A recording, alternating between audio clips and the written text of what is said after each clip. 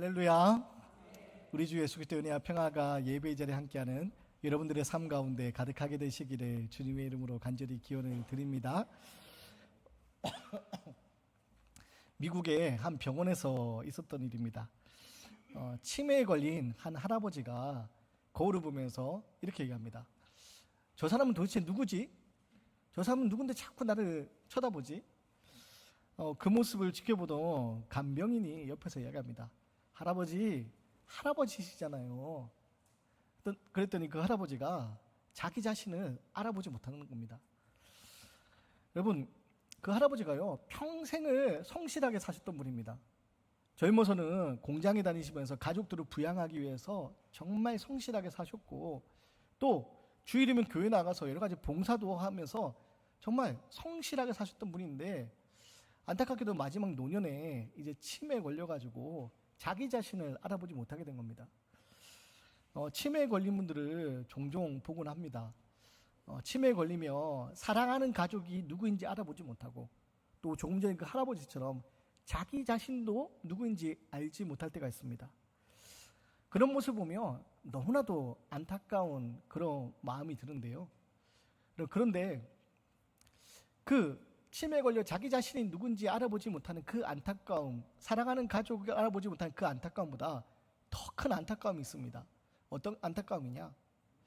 하나님이 우리를 위해서 이 땅에 예수 그리스도를 보내주셨고, 영원한 죽음의 자리에서 영원한 생명의 자리로 우리를 문을 열어주셨는데, 그 예수님이 누구인지 알지 못하고 그 문으로 들어가지 않고 여전히 죽음의 자리, 그 어두운 절망의 자리에서 신음하고 있는 사람들, 예수님이 누구인지 알지 못하고 그것을 받아들이지 않는 사람들, 그래서 영원한 생명의 자리가 예비되어 있음에도 불구하고 그 생명의 자리로 나아가지 않는 사람들, 영원한 죽음의 자리, 절망의 자리에 머무르려고 하는 그런 사람들, 그런 사람들을 볼 때마다 너무나도 안타까운 마음이 듭니다.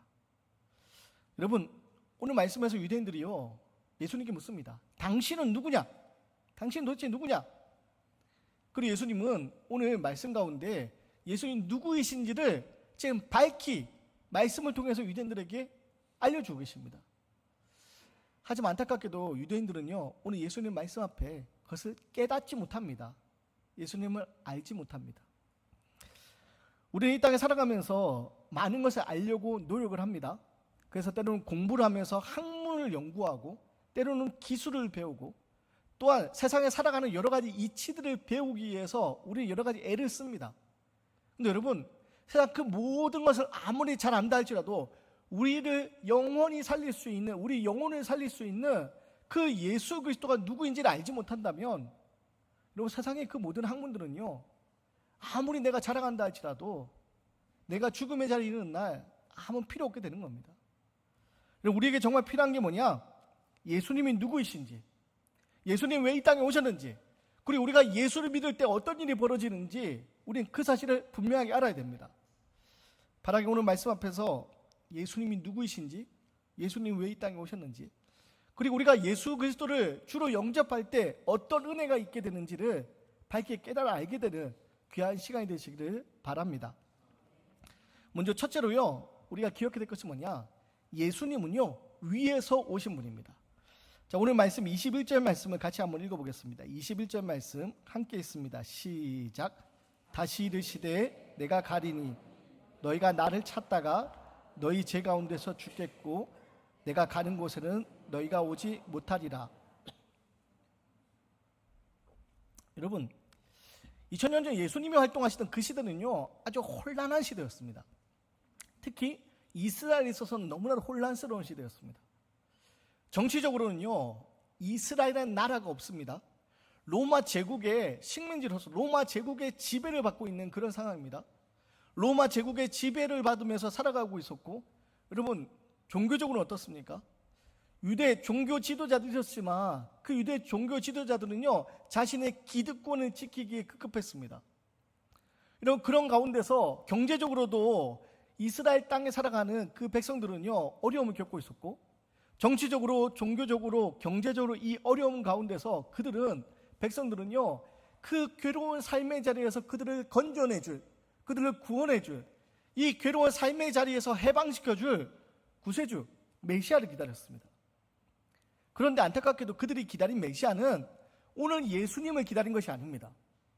예수님이 메시아로 이 땅에 오셨는데 당시 유대인들은요, 메시아를 기다렸는데 어떤 메시아를 기다렸냐?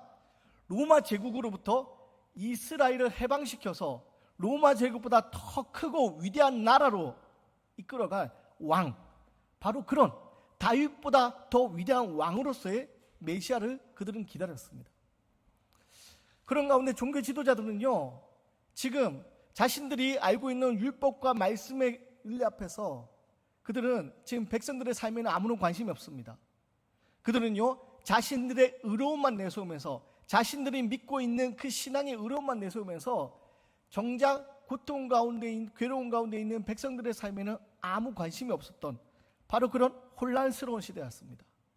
그런 상황에서 오늘 예수님이 말씀하시는 겁니다. 특별히 23절에 더욱 분명하게 말씀하시는데 이렇게 말씀하십니다. 예수께서 이르시되 너희는 아래에서 났고 나는 위에서 났으며 너희는 이 세상에 속하였고 나는 이 세상에 속하지 아니하였느니라. 여러분, 예수님은요, 자신이 어디서부터 왔는지를 분명하게 지금 밝히며 보여주고 계십니다. 사람들은 모두 아래에서, 즉 땅에서 태어났지만 예수님은 어디에서요? 아래가 아닌 위에서, 하늘로부터 오셨다는 겁니다. 너희는 아래에서 났고 나는 위에서 났다. 예수님은요, 이 땅에서 태어난 그 많은 사람 중에 한 사람이 아니라 하늘로부터 오신 메시아, 하나님의 아들, 하나님이시라고 예수님이 선언하고 계시는 겁니다. 그럼 당시 유대인들은 근데 이 예수님을 그렇게 받아들이지 못합니다. 당시 유대인들은 예수님을 어떻게 생각하느냐? 저 나사렛 그 요셉이라는 사람의 아들, 그 목수의 아들, 그리고 목수. 여러분, 예수님을 그냥 그저 나사렛에서 자란 목수라고 생각을 했습니다. 그래서 요한복음 6장 42절을 보면요, 이런 말씀이 나옵니다. 이 사람이 요셉의 아들 예수가 아니냐? 이 사람이 요셉의 아들 예수가 아니냐? 그 부모를 우리가 아는데, 이 사람 부모를 우리가 아는데 어찌하여서 하늘에서부터 내가 내려왔다고 말하느냐? 라고 하면서 예수님을 조롱하고 예수님을 무시하는 장면이 요한복음 6장에 등장합니다. 여러분, 당시 유대인들은요, 메시아를 기다렸지만 메시아가 어떻게 올지 말씀을 통해 예언되어 있었지만 정작 이 땅에 하나님이 어떤 모습을 올지에 대해서 그들은 알지 못했습니다. 그들이 바라는, 그들의 소원을 이루어줄, 그들의 괴로움을 덜어줄 그런 이상적인 세상의 왕으로만 생각했습니다. 그러다 보니 그들은요, 예수님에 대한 이해가 완전히 잘못되었습니다. 여러분, 예수님은 참 사람으로 이 땅에 사셨지만 예수님은 단순히 이 땅의 수많은 사람 중에 그냥 한 사람이 아닙니다.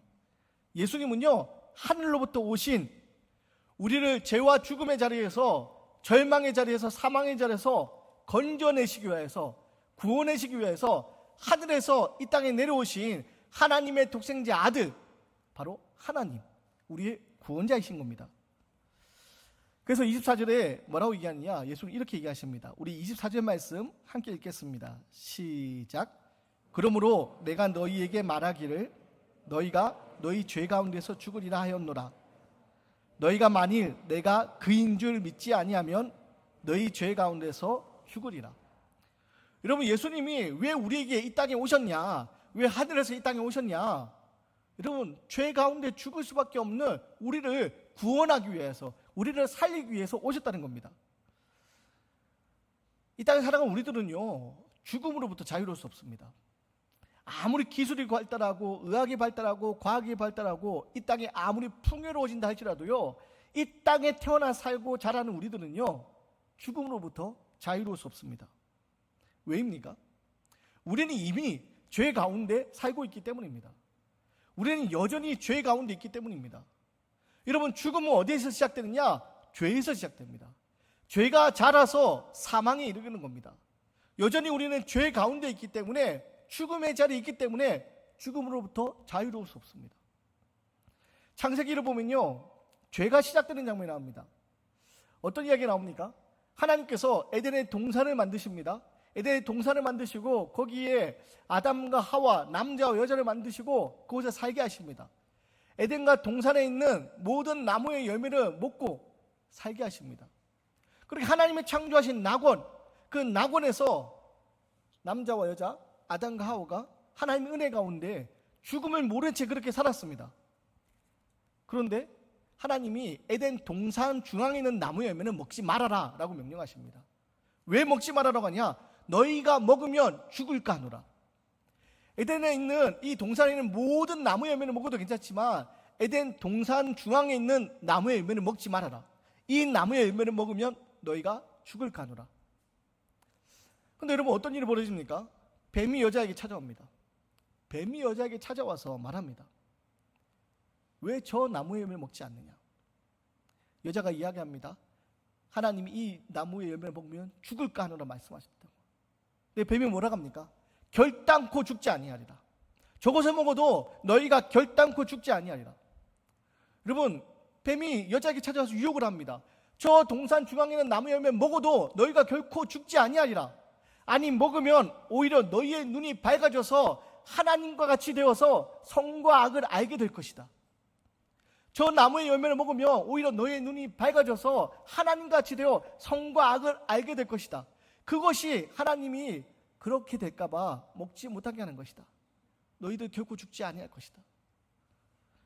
그럼 그러고 여자가 그 나무 열매를 보니까 뭐라고 기록됐습니까?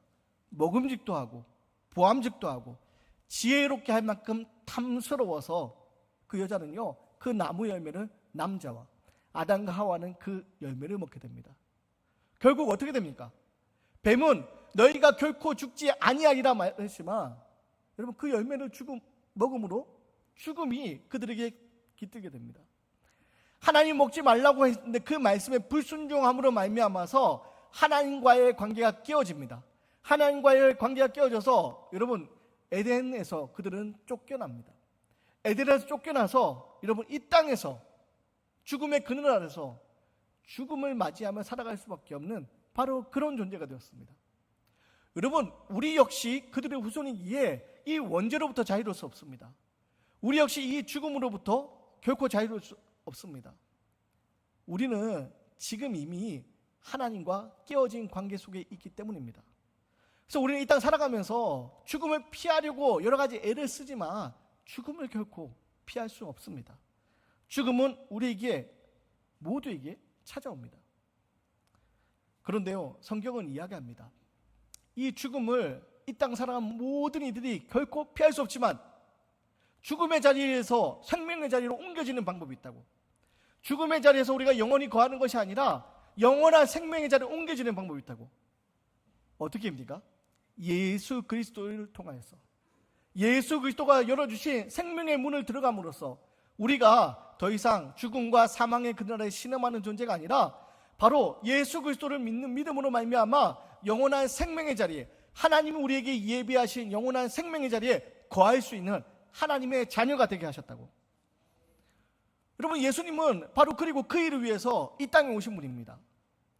우리를 죽음의 자리에서 영원한 생명의 자리로 옮기기 위하여서, 죽음 가운데서 영원히 죽어가는, 영원히 사망의 그들에 신음하는 우리들을 영원한 생명의 자리, 그 빛의 자리로 우리를 옮겨주시기 위해서 이 땅에 오셨고 우리를 대속하여서 십자가에 지셨습니다. 예수님은 바로 이 땅에 우리를 구원하기 위해, 생명을 주기 위해 이 땅에 오신 하나님이시고 하나님의 한 분 아들이십니다. 그래서 오늘 예수님은 말씀하십니다. 너희가 만일 내가 그인 줄 믿지 아니하면 너희 죄 가운데 죽으리라. 너희가 만일 내가 그인 줄 믿지 아니하면 너희가 죄 가운데서 죽으리라. 여러분, 오늘 이 말씀을 다른 세번역에서 어떻게 표현하냐면요, 이렇게 표현하고 있습니다. 내가 곧 나임을 너희가 믿지 않으면 너희는 너희의 죄 가운데 죽을 것이다. 내가 나임을 곧 너희가 믿지 않으면 너희가 죄 가운데 죽을 것이다. 내가 나임이란 것이 무슨 뜻입니까? 여기에 요한복음에 아주 특별한 고백이 나오는데요, 요한복음은 예수님이 다른 복음서와 달리 예수님 누구이신지를 나타내 보여주고 계십니다. 마태복음, 마가복음, 누가복음은요, 예수님이 하나님의 아들이심을 알아보는 사람들이 있다 할지라도 예수님은 그것을 잠잠하게 말하지 못하게 합니다. 그런데 요한복음에서는요, 예수님이 스스로를 드러내십니다. 예수님이 스스로를 드러내실 때 쓰이는 표현이 있는데 에고 에이미, 나는 무엇이다 라는 특별한 표현입니다. 그게 요한복음에 등장하는 예수님의 신적인 정체를 드러낼 때 사용하시는 표현입니다. 그래서 나는 빛이다, 나는 생명이다, 나는 포도나무다. 예수님은요, 예수님이 누구이신지를 신적인 존재임을 드러낼 때 바로 이 표현을 쓰십니다. 나는 곧 나이다. 그런데 이 말씀은 아주 중요한 요한복음에 이 신학적인 개념이 담겨 있는데 이런 구약에서 그 어원을 찾을 수가 있습니다. 출애굽기 3장을 보면요, 하나님이 모세를 부르시는 장면이 나옵니다. 모세가 애굽에서 사람을 죽이고 미디안 광야로 도망쳐서 80세의 나이로 양을 치면서 살고 있을 때 하나님이 호렙산 떨기나무 가운데서 모세를 부르십니다. 모세야, 모세야, 저 애굽 땅에서 신음하고 있는 내 백성들 히브리인들을 내가 건져내겠다, 내가 구원해내겠다, 네가 가라. 근데 모세가 처음에는요, 가라는 그 말씀 앞에 모세가 그 말 순종하지 못합니다. 하나님, 내가 무엇이기에, 나는 그럴 자격도 없고 그런 능력도 없습니다.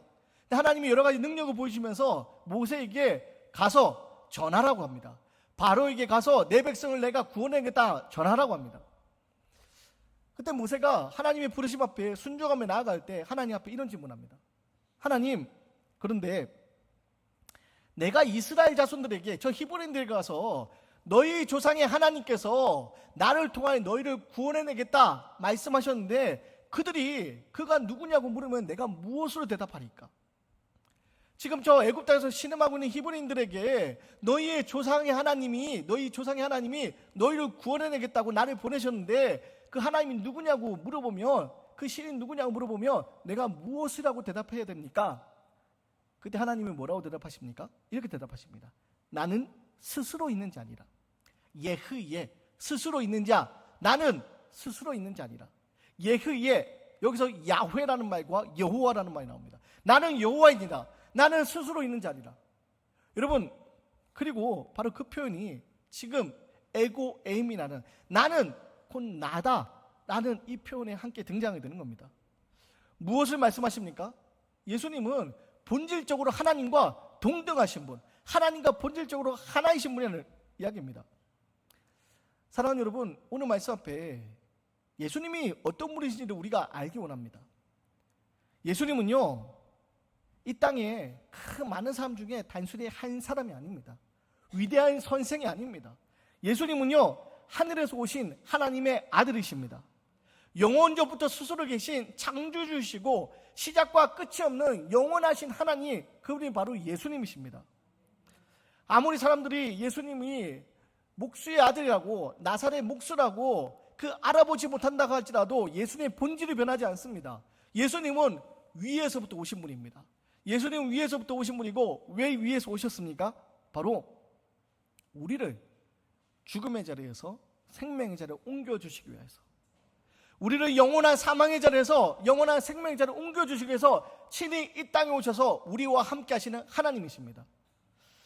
바라기는 이 하나님이, 이 예수님이 우리 가운데 찾아오셨고 지금 우리의 주인 되시고 우리의 구주 되심을 믿음으로 고백하면서, 너희가 만일 내가 그인 줄 알지 못하면 너희 죄 가운데 죽으리라 말씀 앞에, 여러분, 예수님을 나의 구주로 고백하면서 죄 가운데 죽어가는 인생이 아니라 예수 그리스도를 통하여서 생명의 자리에 나아갈 수 있는 하나님의 자녀가 되시기를 주님이 여러분을 간절히 기원드립니다. 또한 예수님은 어떤 분이시냐? 여러분, 이 땅에 오신 하나님이시고 그 하나님이요, 십자가에 매달려 죽으신 하나님이십니다. 28절 말씀입니다. 우리 28절 말씀을 같이 한번 읽겠습니다. 시작. 이에 예수께서 이르시되 내가 그인 줄을 알고 또 내가 스스로 아무것도 하지 아니하고 오직 아버지께서 가르치신 대로 이런 것을 말하는 줄도 아니라.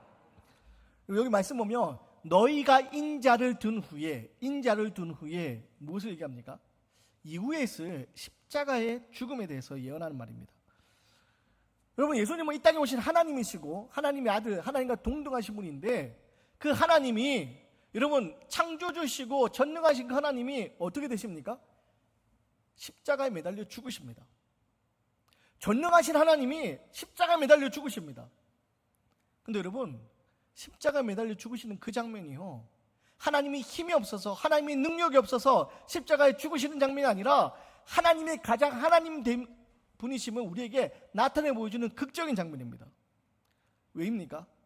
우리를 사망의 자리에서 생명의 자리로 옮겨주기 위해서는요, 우리의 죄의 대가를 치러야 됩니다. 성경은 죄의 대가가 사망이라고 분명히 얘기합니다. 우리의 죄의 대가를 치러야 되는데 그 죄의 대가를 예수님이 대신 대속물로 치러주시는 겁니다. 우리의 죄 때문에 우리가 죽음의 자리에 놓여야 되는데 예수님이 우리를 대신해서 대속 제물이 되셔서 그 십자가에 매달려 돌아가신 겁니다. 그래서 그 십자가에서 바로 하나님의 그 큰 사랑이 우리에게 가장 극적으로 나타나게 되는 겁니다.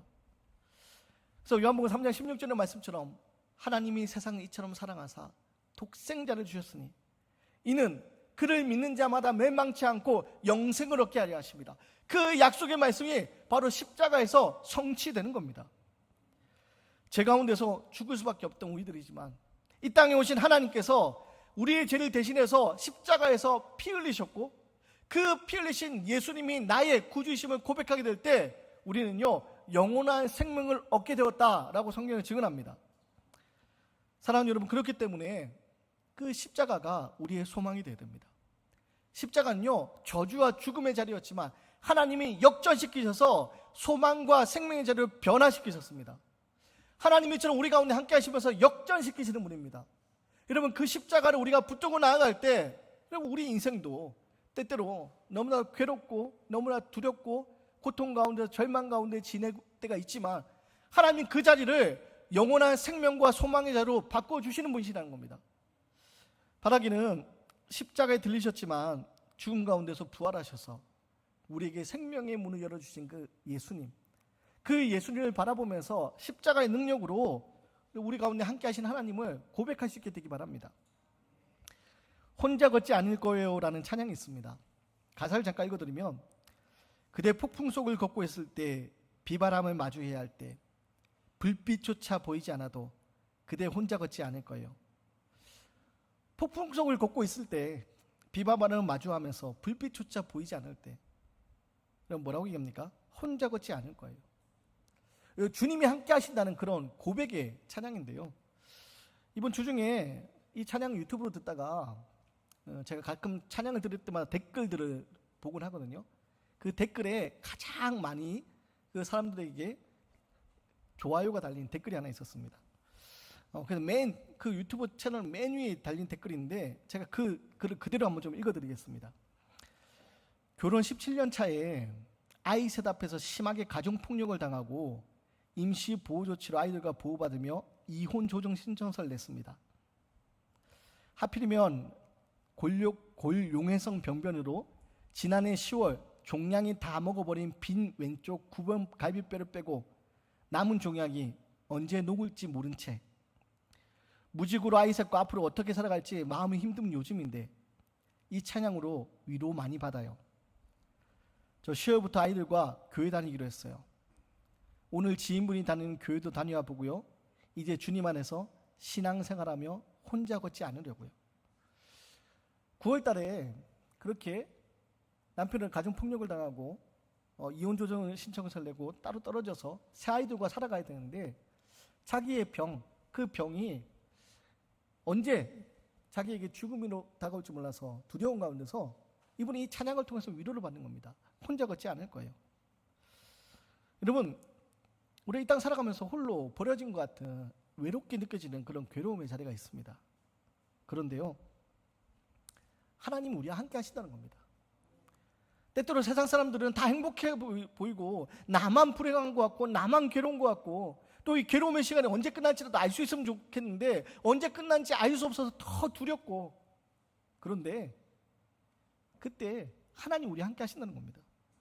성경은요, 예수님이 이 땅에 오셨는데 어떤 이름으로 오셨습니까? 마태복음 보면요, 하나님께서 우리와 함께 하신다는 임마누엘의 이름으로 우리에게 찾아오신 분이 예수님이십니다. 그 예수님이 십자가의 죽음 후에 부활하신 후 하늘로 올라가실 때 우리에게 어떤 약속을 주셨습니까? 볼지어다 내가 세상 끝날까지 너희와 함께 하리라. 우리와 함께 하신다 약속하셨습니다. 여러분, 그 약속의 말씀으로 주님 우리 가운데 함께 하시면서 우리를 죽음의 자리에서 생명의 자리로 옮겨주시는 분입니다. 그래서 여러분 오늘 29절 말씀 우리는 기억해야 됩니다. 우리 29절 말씀 함께 읽겠습니다. 시작. 나를 보내신 이가 나와 함께 하시도다. 나는 항상 그가 기뻐하시는 일을 행함으로 나를 혼자 두지 아니하셨느니라. 예수님 뭐라고 하십니까? 나를 보내신 이가 나와 함께 하시도다. 예수님은요 하나님과 함께 하셨다는 겁니다. 그리고 성경은요 그 하나님이 우리와 함께 하신다고 약속하셨다는 겁니다. 임마누엘의 이름으로 이 땅에 오셨고 세상 끝날까지 우리와 함께 하신다고 약속하셨다는 겁니다. 그렇기 때문에 여러분 우리가 혼자가 아니라는 겁니다. 혼자 걷지 않는다는 겁니다. 경제적으로 어려움을 겪고 때로 건강이 좋지 않고 또 가정 안에서 여러 가지 문제가 있고 또 자녀의 문제 또 여러 가지 관계의 문제, 여러분 이 땅 살아가면서 끊임없이 우리에게 문제가 찾아옵니다. 근데 여러분 그 문제 앞에서 우리는 무너지고 그 문제로 인해서 영원한 죽음의 자리에 절망에 떨어지는 인생이 아니라 예수 그리스도가 우리를 건져내게 오셨고 예수 그리스도를 통하여서 우리는 영원한 생명에 나아갈 수 있는 하나님의 자녀가 되었다는 겁니다. 그래 하나님의 자녀에게 주어지는 권세가 뭐냐? 주님이 하나님과 함께 하듯이 주님이 우리와 함께 하신다는 겁니다. 바라기는 오늘 말씀 앞에 여러분 하나님 우리와 함께 하신다는 사실을 기억하시고 주님 우리와 함께 하신다는 사실을 기억하시고 너희가 만일 내가 그인 줄 믿지 아니하면 너희 죄 가운데 죽으리라.